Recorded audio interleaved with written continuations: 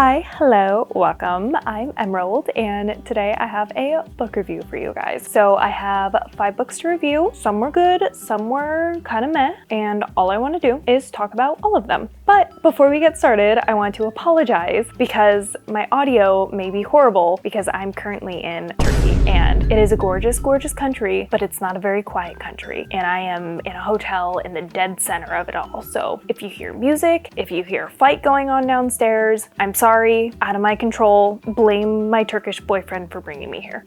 It's also a great place to talk about books because there's a ton of bookstores and a ton of coffee shops, and I have been reading a lot. I've read all 5 of these books in the last month, and 2 of them I finished on this trip. So thank you, Turkey, and I am just gonna get started.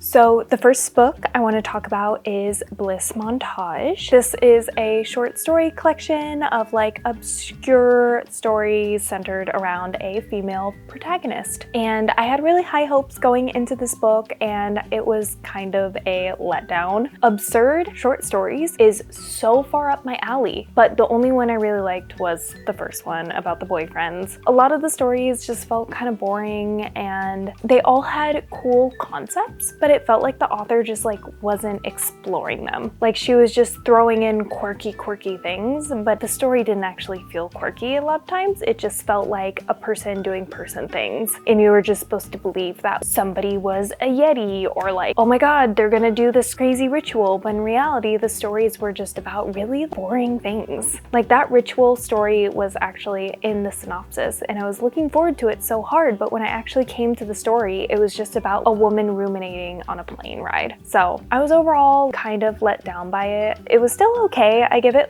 2 or 3 stars, but I feel like there are better, more obscure short story collections. Again, the only one I liked was the first story about the boyfriends, and if you're into that, I recommend Wild Milk by, I believe her name's Sarah or Mark? I don't know, it's this book over here. This is to me a genuine woman-centric, obscure short story collection, and if you liked how weird the language was in that first story, you would eat this up. So after reading this book, Bliss Montage was just kind of could have gone without it. But the next book I could not have gone without, and that is Tomorrow and Tomorrow and Tomorrow. I understand why this was voted one of the best books of the year. I adored it. The loose synopsis is it's about a bunch of game designers, but to me the story was really special in the way that the games were paralleling life, and also the contrasts. And a lot of people and a lot of the characters in the book got into gaming for a specific reason as children, and as they grew up, they kind of realized that life isn't a video game. It was just heartbreaking to see. All the characters were so good, and the book really made me feel everything. It made me feel joy and love and sorrow, and it was just a good book. It was just a good read. I read it in 2 days. I just ate it up. It was just entertaining. There really wasn't a point where I was bored at all, and I really recommend it. I feel like this would be a really good book for somebody who's getting back into reading, because a lot of the references are about video games and pop culture in general, so most of us can relate to it. I'd give it 4 or 5 stars. Loved it. And then after that, I read a little classic. It was called The Invention of Morel. This book was really interesting. I read it because I'm a big fan of Gabrielle Garcia Marquez, and apparently this author in this book was a big inspiration to him, and I definitely see the parallels. This book is very magical realism. It's also translated from Spanish, and our main character is a fugitive on this island. He's been on this deserted island all by himself for quite a long time until a mysterious group of people show up, and then things just start taking a weird magical realism approach. I really liked it. It felt really all over the place, but in a good way. The narrator, I believe, was supposed to be very disheveled and all over the place, and it just really fed into the story in a nice way, and overall it was a good little story. I never really read classics, and it was just more so insightful for me funny than enjoyable because I'm such a fan of Marquez. So I think that's where a lot of my joy in reading this book came from. If it was somebody a little more detached, I probably would feel really neutral, but overall I thought it was a cool book just because of that connection and seeing an author that I really love his inspiration. So if you're also a fan of like magical realism and specifically Marquez, I think that you would also enjoy this book, and it's a super quick read. It's less than 100 pages, I think. So overall, I enjoyed it. And then after that, I read a little more translated literature and I read A Little Luck. This was another beautiful, devastating book that will definitely sit with me. The story is about our main character returning back to her hometown about 20 years after a very traumatic incident happened. And throughout the story, you are fed pieces of what happened as she is slowly coming to terms with the trauma, and it creates just a really engaging and sad book. Even though our main character is very broken and damaged and she's doing a lot of things that just aren't very good on paper, you completely empathize with her and understand why she's acting this way. Her character is so beautifully written, all the characters are in this book, and you walk away just feeling like you understood the whole picture. Definitely a sad one. I just felt like crying for the entire book, but a beautiful one at that. If a book's gonna be sad, it better be beautifully written, because sometimes I read things and they're just killing people off and it's not even a good book. This book is good sad. This is like a poetic, beautiful sad. So short, sad, messy books are for you, then this would be perfect. And then finally, the last book I'm going to talk about is Vaster Wilds by Lauren Groff. And I have to be careful because I will talk about this book for about 2 hours. Lauren Groff is my favorite author, and she just absolutely hit it out of the park with this one. Vaster Wilds is another sad, poetic, beautifully written book by Lauren Groff, but this time it follows our main character back in like colonial US Mayflower days, which I did not think I would be into, but boy did I eat that up. It deals with a lot of themes that she always discusses in her book, like femininity and God and Christianity and all of these wild things. She's already such a beautiful, poetic author, and these are already themes that she just loves to explore. And for her to just like go even harder on this, I was just eating it up.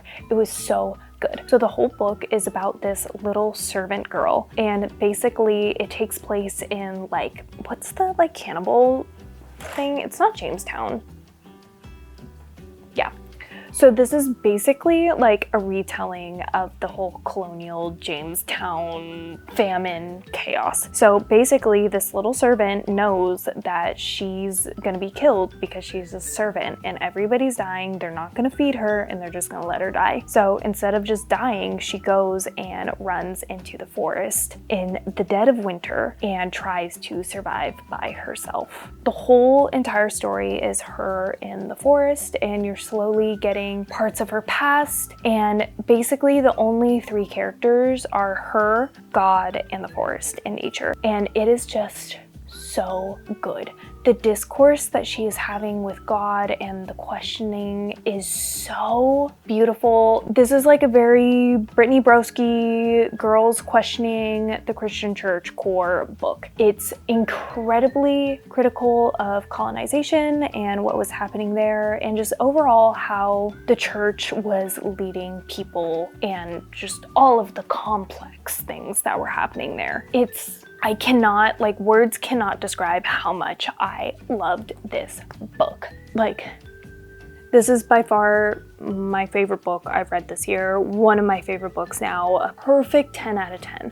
I could not explain to you how good this book was for me. It's heartbreaking, it's beautiful, I don't even know like what to say. It's so good. Lauren Groff loves to explore female strength and also explore Christianity and women's places in it, and how a lot of times really powerful women are kind of stomped on by the church and are seen as God is speaking through them, when in reality they are just very strong, smart, competent people. And this was just really explored in this book, where time and time again again, she was strong, she was bold, she was smart, and she was still defaulting to thinking that it wasn't her who was doing it. In a lot of the discourse between her and this like godlike narrative in her head was her questioning why she is a literal servant. All she has done her entire life has tried to help people and serve for people, and yet she is being punished by God, and her life is so hard, and she's struggling, and she's starving, and she's dying. Meanwhile, the people around her, the people running the church and the wealthy, they're seen as so godlike, yet they are the ones letting others die. They're the one who even came to the US